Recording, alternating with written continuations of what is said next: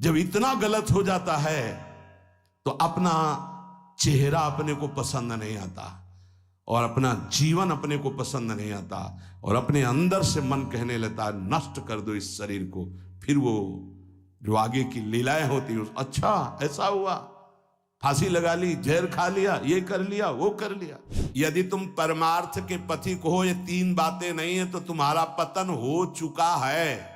हमारा मन भजन में लेकर, होटलों में खाओगे, भजन में मन लगेगा, अशुद्ध आहार करोगे, मनमानी व्यभिचार प्रवृत्तियों का दर्शन, संभाषण और क्रिया करोगे और तुम्हारा मन सच्चिदानंद प्रभु में लग जाएगा। तमाशा समझा है, तमाशा समझ लिया अध्यात्म में मन को लगाना।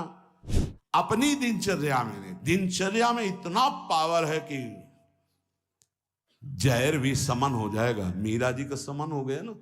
अगर नियम है 1:45 बजे उठने का, स्नान का, तो नियम है 1:45 बजे उठने का, स्नान का, तो 1:45 बजे ही उठना चाहिए, 2 नहीं बजना चाहिए।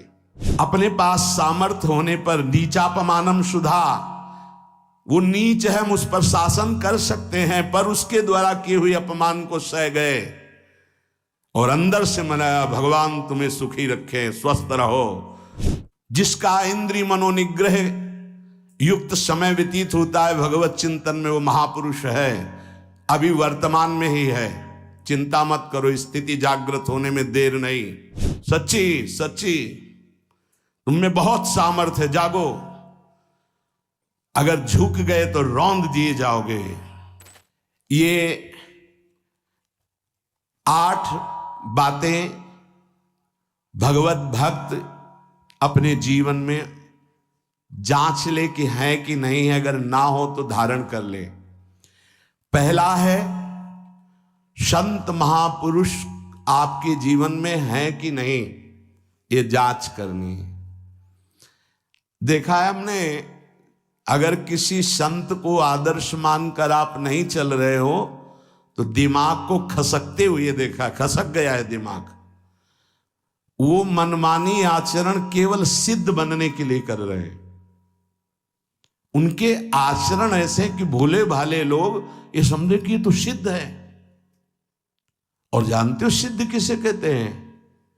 ब्रह्म भूता प्रसन्नात्मा न सोचति न कांक्षति समः सर्वेषु भूतेषु मद भक्तिम लभते पराम निर्माण मोहाजित संग दोषा अध्यात्म नित्या विनिवृत्त कामा द्वंद्व विमुक्ता सुख दुख संगई गच्छन्त मूढ़ा।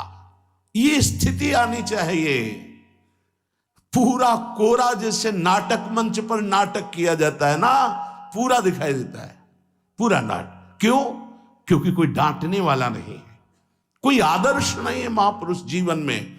जो मन में आवे सो बोलो, जो मन आवे सो नाटक करो, तो 100 200 500 लोग भोले भाले जिनको ककहरा नहीं आता परमार्थ का, वो कह देते मेरे भगवान, मेरे सिद्ध योगी, मेरे महापुरुष, मिटिया मेट कर देते हैं।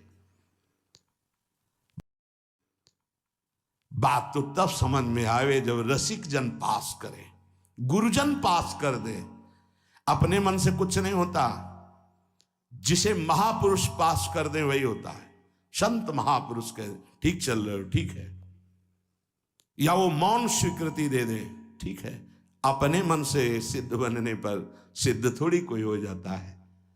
जीवन में तुम्हारे संत हैं कि नहीं, बस इतनी बात देखो। अब एक भगत जी आए थे, अपने लोग तो सबका आदर ही करते हैं। उनका दिव्य रूप से हनुमान जी हमारे सामने प्रकट हुए थे।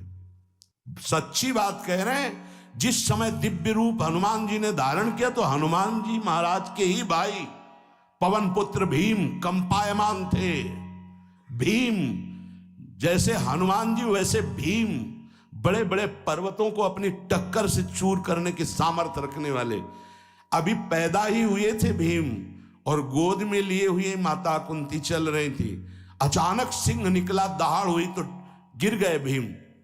तो जिस चट्टान पे गिरे चकनाचूर हो गई चट्टान, और उस आवाज से भयभीत होकर भाग पड़ा सिंह।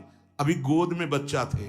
वो भीम जिस समय प्रार्थना की कि भैया मैं तुम्हारा वो दिव्य रूप देखना चाहता हूं, तो उनका काहे को तुम व्यर्थ में ऐसा तुम नहीं देख पाओगे। तो उनका हमारी लालसा है आपका छोटा भाई हूं तो पट्टहास किया हनुमान जी का वो दिव्य रूप कि कंपायमान होकर कह रहे थे, हे वायुपुत्र, हे पवन पुत्र, तुम अपने रूप का संवरण करो, मेरी सामर्थ्य नहीं।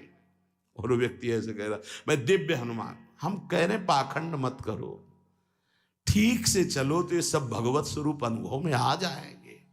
ठीक से चलो, बड़ा विचित्र स्वरूप है। जब तक जीवन में कोई संत नहीं, तो हम ये देख रहे हैं कि वो